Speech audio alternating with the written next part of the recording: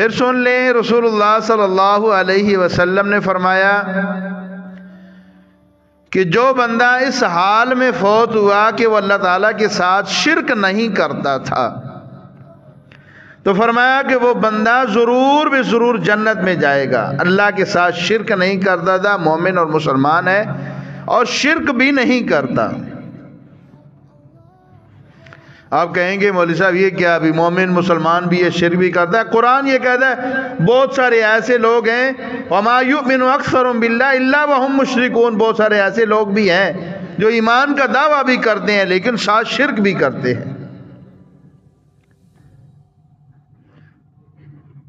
اور اسی طرح قرآن مجید کی آیت الَّذِينَ آمَنُوا وَلَمْ يَلْبِسُوا إِيمَانَهُم بِظُلْمٍ أُولَٰئِكَ لَهُمُ الْأَمْنُ وَهُم مُهْتَدُونَ، کہ وہ لوگ جو اللہ تعالیٰ پر ایمان لائے اور اپنے ایمان کے ساتھ ظلم کو نہیں ملایا، اللہ تعالیٰ فرماتے ہیں وہ لوگ اولئک لہم الامن وہم مہتدون، یہ لوگ امن والے ہیں اور ہدایت یافتہ ہیں۔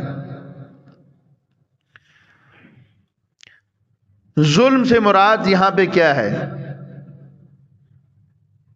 صحابہ کرام کہتے ہیں کہ جب یہ آیت کریمہ نازل ہوئی تو پریشان ہو گئے۔ انہوں نے یہ سمجھا کہ ظلم سے مراد یہ کہ ہم چھوٹے موٹے گناہ انسان ہونے کے ناطے ہم سے ہو جاتے ہیں، تکبیر اولیٰ سے کبھی رہ گئے، کبھی وضو کرتے تھوڑی سی کوئی مسٹیک ہو گئی، باتوں باتوں میں کسی کا مذاق بنا دیا، یہ معمولی قسم کے جن کو گناہ، یہ چیزیں صحابہ کرام یہ سن کہتے ہیں ایسا تو کوئی بندہ نہیں ہے کہ جو ہم میں سے نہ بچا ہوا ہو اس میں سے۔ وہ کہتے ہم تو پھر مارے گئے بھائی۔ وہ رسول اللہ صلی اللہ علیہ وسلم کی خدمت میں حاضر ہوئے، کہتے اللہ کے رسول یہ ذرا ظلم کی تعریف تو بتا دیجئے، ظلم کیا ہے؟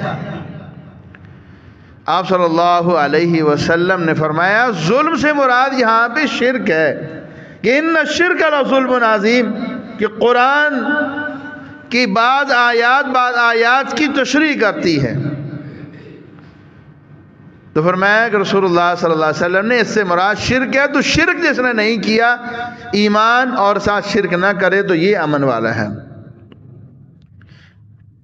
اور یہ آپ یہ دیکھ لیں کہ شرک کتنا سخت گناہ ہے کہ جب ہم کلمہ پڑھتے ہیں تو سب سے پہلے شرک کی نفی کی جاتی ہے، لا الہ، پہلے نفی کروا دی کہ تو یہ نفی کر کے اللہ کے سوا کوئی معبود نہیں، کوئی الہ نہیں، پہلے نفی کر۔ اگر تیرے